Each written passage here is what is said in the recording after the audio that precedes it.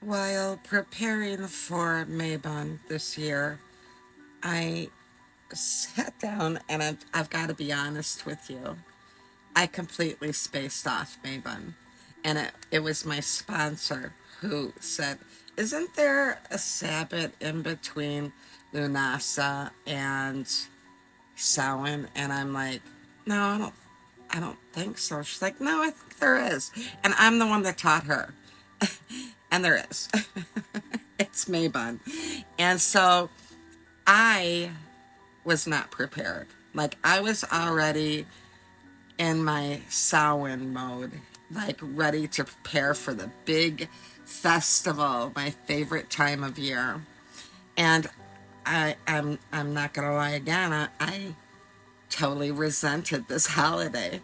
And I have in the past, because it gets in the middle of what I want to do to prepare for Samhain, because I make that such a big day. So while I've been preparing a video last minute for Mabon, I came to a lot of epiphany moments, and one of them being that I am not perfect, and I do forget things, and sometimes I need to be reminded of that, and then I have to give myself grace that I am not perfect, and that's okay.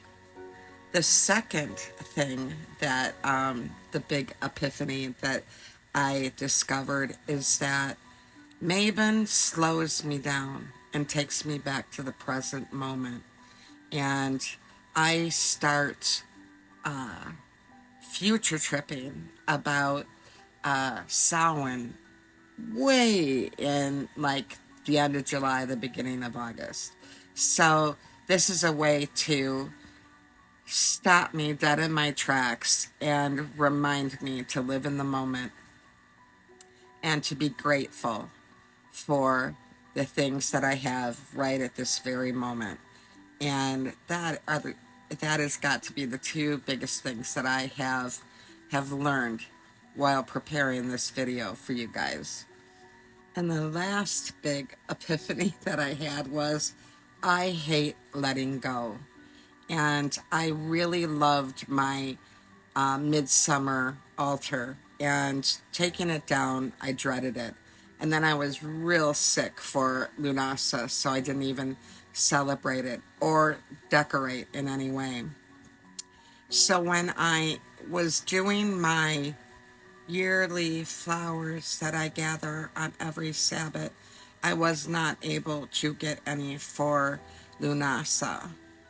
And so while I was mixing all of them up, my sponsor, who had been in the Maltese Islands, brought me back some sea salt from there. And she wasn't available at that time either. And so I added some of that salt to my yearly uh, collection of flowers that I gather for the Sabbath. Now, if anybody has not seen a past video, every Sabbath I gather flowers from that time of year on that day, or if I can't get to any kind of flowers or herbs, I will buy them and put them on my altar on that day. And I collect a little bit from each bouquet of flowers that I have, and I use that at the end of the year and put that into different spells to give it more power. And that is something that I was taught by my grandmother.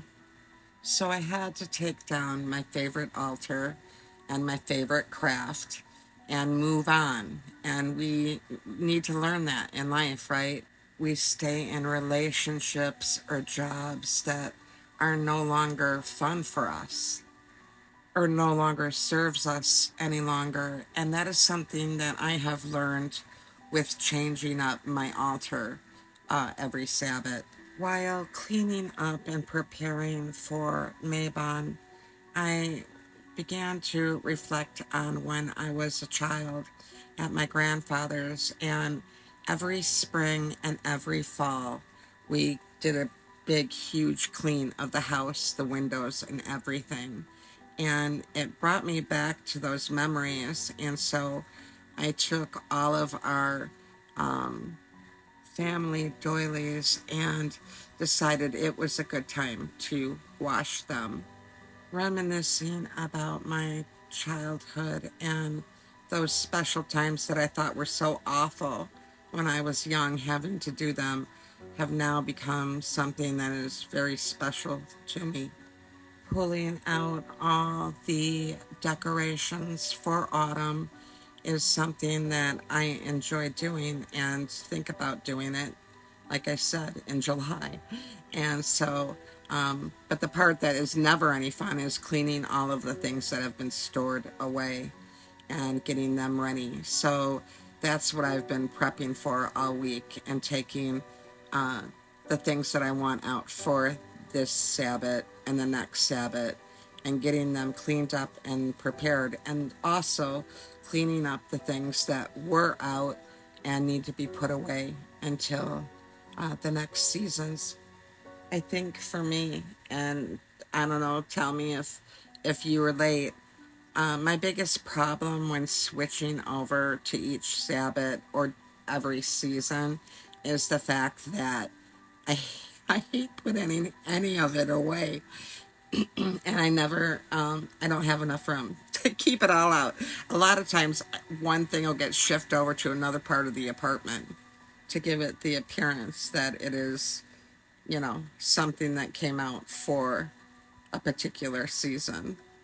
With my business beginning to grow, I am starting to realize that it is hard for me to focus on each Sabbath, and that it's easier if I just build up for each season, which is something that is going to be a lot more feasible for me, and that's what I'm going to do moving forward.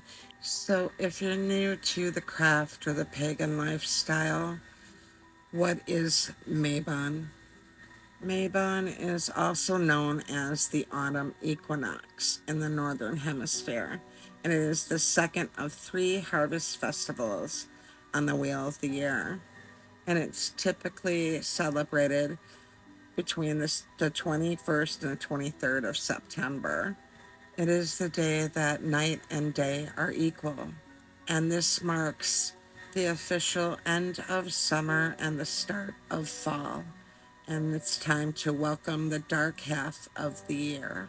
It's often referred to as the pagan or witches' Thanksgiving.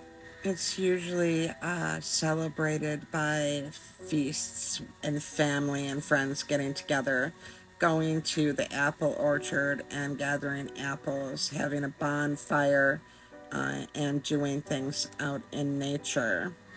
Gathering local fruits and vegetables that are ready for harvest. It's a time when you bring balance to your life, because light and dark are both at equal times, which always makes me think about these two fools. The white one is Oli, and the black one is Poppet. They are definitely the CEOs of this household. And this Mabon, these two guys have reminded me about the balance of light and dark. And since Mabon is a time of gratitude and thanksgiving, I do a gratitude every single day with my sponsor. And I feel like that is something that I don't have to do this time specifically for this Sabbath, because it's something that I'm totally in balance with. But what I'm not in balance with is the darker side of me. And although I've done a ton of healing, that never ends, right? And I've done a ton of shadow work, but there's always, it's like an onion, and you peel back a little bit of that shadow work, and then there's another layer there, and you just keep digging until you get to the core.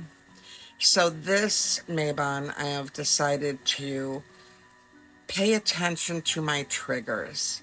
And with the state of affairs in this country right now, that isn't a hard thing to have, is triggers.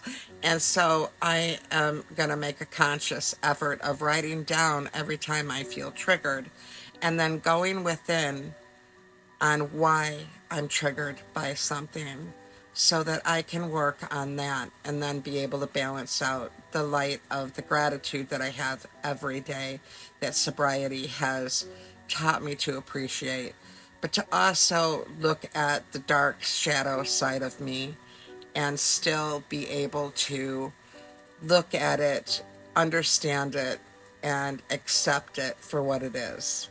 Once we learn to understand ourselves and take that journey within, it's then that we are able to communicate with other people so much easier. It has been my experience that this healing journey has been the greatest experience of my life. Tell me in the comments below if your healing journey has started, where you're at, and how it has affected you in a positive or negative way. Now, since my channel is brand new and you are all just starting to learn a little bit about me, I mentioned earlier that I have a business, and I'd like to take a moment to sponsor myself and shamelessly endorse my products to you. And if you are interested, you can reach me through my Etsy page at An Old Friend Studio, or you can email me for some of my services at anoldfriend6420 at gmail.com. It's important for me to say at this moment that I will never reach out to you for readings or buying my products in any way. The only way that you will ever have contact with me is if you contact me first. My studio offers many metaphysical products that you can buy: tonka beans, incense holders. We have a variety of crystals. And since I have just recently started adding on to my Etsy shop, we have new products every month. I have a small business that I have built by myself and with the help of my sponsor, who has been graciously an investor. I have been able to build it up slowly but surely. And every month I do add a new product and new services, including tarot readings that I only did locally but have now expanded to do nationwide. I have a deluxe tarot reading that you can get on my Etsy shop, but I also have smaller readings that you can get the prices and the availability on my email, anoldfriend6420 at gmail.com. I am a single mom who started over 8 years ago after I found recovery and after the loss of my husband. So any support would be lovely, even if it's just subscribing and following my page to see me on my journey of recovery, witchcraft, and healing. So enough about me. Let's get into something for you. I went through my book of shadows and I found a spell that I thought would be perfect for right now. And it takes me back to these two guys. I thought the timing and the fact that both of my boys remind me so much of the autumn equinox that it would be a really great time to have a pet protection spell. Now, my Book of Shadows is started in like 1998, and so I usually put the date and the source of the spell that I have. But with this one, it didn't have one, so I have no idea where I got this spell from, and I have altered it a little bit to fit either cats or dogs. and or any wild animals. And here's the spell. All you're going to need for this simple spell is a photo of your pet, and choose a deity that you are comfortable with or want to use to pray over your pet. I have Diana for the dogs, and I have picked Crone for my cats. If you don't have a photo, you can always write their names on a piece of paper with the enchantment written on it and keep it on your altar. Or you could pray over your animal with your hands above them and say this enchantment. I am going to read the enchantment as it was written in my book, which was written for dogs. And it says, Diana, goddess of the wild, keeper of dogs both fierce and mild, hold blank, your pet's name, safely in your arms and protect this creature from all harm. And should the day come that they will roam, guide them to the path back home. Bless pet's name with a joyful life, free from hardship, stress, and strife. And that's it.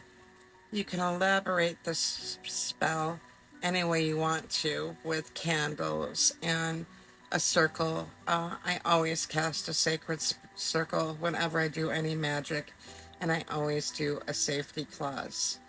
And then I end my circle by thanking the god or goddess that I call in and the elements that have assisted me during the rite. And that's it. It's that simple. I'm going to end my video here, and I will be sharing the video of the craft that I make for Mabon with my sponsor on the next episode.